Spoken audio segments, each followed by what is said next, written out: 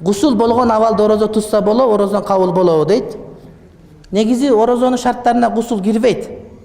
Бирок кантип кармайсың орозону, сен гусулу жок. Анткени кечки орозого чейин 5 мал намаз окушуң керек, жок дегенде макул, багымда 4 мал. Шам деле макул эми, нарака өтүп кетет. 3 мал намаз сөзсүз түрдө намаз окулуш керек го. А намазда гусул шарт урматтуу бир тууганым. Демек бул суроо намаз окубай орозо кармай берсем болобу деген суроо келип чыгат да. Намаз парз. Кимде ким намаздын парз эмес экендигин айтса, имандан чыгат. Кимде ким жалкоолук окуса, бул жеткен конченый зындык болот, фасык болот. А чындыгында орозого караганда намаздын даражасынан бийигирээк урматтуу бир тууганым. Ошон үчүн намазды окуш керек болот. Биз менен бизден башкалардын ортосундагы айырмачылык бар, бул намазда дейт пайгамбарыбыз алейхиссалам.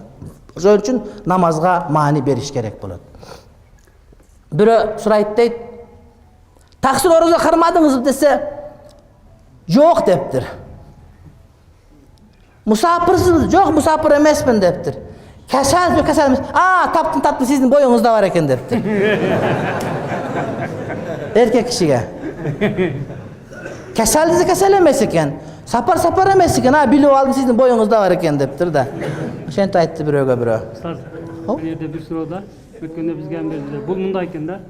Баягы баягы кечке курун орозодо баягы немеге барат дагы, мамилеге, айылы менен.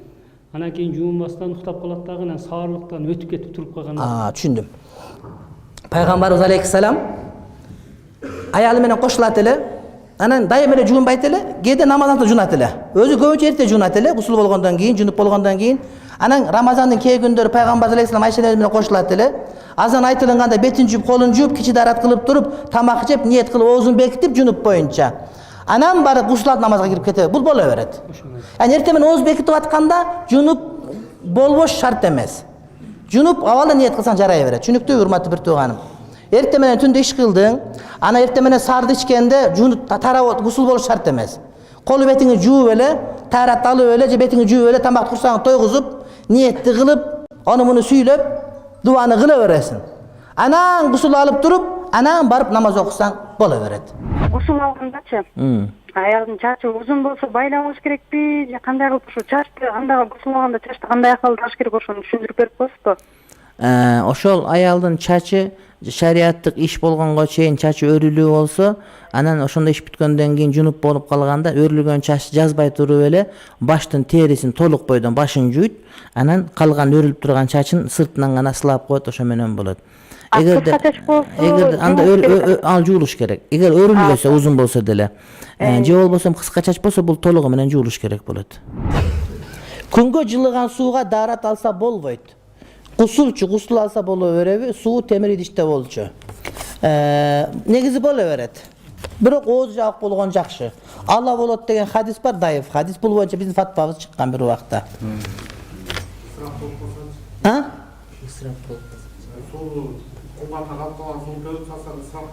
Жок, ал ооз жабык таныкычы аз эле. Беркинде чоң идиш ачык болуп, күн чакчайып тийген суу, күнгө жылыган суу деген. Бирок душтарга суу болгондо үстүн жаап койсо жылый берсе боло берет ал. Ал идиш болуп, оозу идиш менен тең болуп, ачык болушого күн чак тийсе ошондо. Кумган ооз кичинекей дагы эчтеке болбойт. Ысырап. Өткөндө Сулайман ажы эстүү киши абдан айтат да, дааратканага биз идиштер койгондо 1 литр идиш коюп койсок, адамдар толтуруп суу алат да, анан жарымын иштетип, истин жагып, жарымын төгө берет дейт да, ысырап суу. Ошого керек суу ал, ашканын төкпө. Ал ичиндеги суу кирдебейт. Анда бирөө эле так болуп кетет дагы, сууну алып 100 жолу чайкап төгүп, анан кайра анын ичине бирөө бир нерсе салып жинди онун ичине чайнек. Өз оозу мынча зорго суу куясың. Ага мен зара кылып коебу. Ошону чайкап 3 жолу төгүп, сууну неме кылып, ушинтип үйүндө идишин жуубайт. Ошон үчүн истин жагылганда өтө этият болуш керек. Ашкан суу тура берсин ошол жерде. Үстүнө башка коюп пайдаланат. Анан төгүп кайра каңтарып интип, анан жарым сууну төгүп, антпе суу ысырап таксырым болбойт. Ал ооз чакан эле. Бир келин гусулу жок, орозо кармайт, орозосу кабыл болобу, өзү намаз окубайт. Орозого гусул шарт эмес. Орозого гусул шарт эмес. Бирок намаз окубаган чатак экен да. Орозодо карман албастан гусулун бузуп алса эмне болот дейт. Эми кантип бузулуп алганга жараша болот да. Эгерде оюңа бир некелик бузулуп кеткен болсо, урматтуу бир тууганым, анда орозо бузулат, каза эле тутуп бересиң. Оюңа келбей туруп, уктап калып, түшүңдө бир неке болуп бузулуп кетсе, орозоң дагы бузулат, гусул эле алып коесуң. Анан аялың менен өшүп атып туруп бузулуп кетсе, анда бузулат, каза эле болот, бирок нарака өтүп кетип туруп бузулуп кетсе, анда кафараты менен болот. Нараганы түшүндүңөр өзүңөр. Ооз ачкандан кийин даарат алып, ооз жапканда даарат албай койсо болобу дейт. Эми ооз ачып жапканга даараттын гусулдун тиешеси жок. Ооз ачып жапканга даарат гусулдун тиешеси жок. Ачыла берет, жабыла берет. Даарат Куран окуганга, намаз окуганга, гусул намаз окуганга, мешитке киргенге керек болот. Эгер түшүнбөсөңөр кол көтөрүп сурап ушул жерде жанан чубак ажы митип айткан экен да өзүнчө жомок айтып алып жүрө бербе. Орозодо гусул албай уктап калса эмне болот? Ошо эчтеке болбойт, орозо тура берет. Мисалы үчүн түндө гусул болду. Анан 3 жунуп болду. Анан 3 жарым болду саат. Колду жууп, оозду бекитти. Анан уктап алай деп жарым саат уктады. Уйкусу адал боло берет. Анан туруп, жууп, намазын окуп кете берет. Бир адамдар бар, саат 5те намаз окуйт да 4:30 окуйт. 1 саат убакыт бар да, ошон үчүн эчтеке болбойт ага. Эгер жунуп болуп калса, ооз бекитип кийин гусул алса болот дедиңиз эле. Ошондо гар-гара кылып же мурун чайкаганда кандай болуп калат? Гар-гара нетиетирээк кылат. Деги эле намаз окуганда, дарат алганда гар-гара кылабыз го. Ошону деп наракка киргизбегенде этиятыраак кылып ооз чайкалат да. Мисалы үчүн оозду жууганда деп эңкейген бойдон жуйсуңар да, тамакты көтөрүп албастан туруп.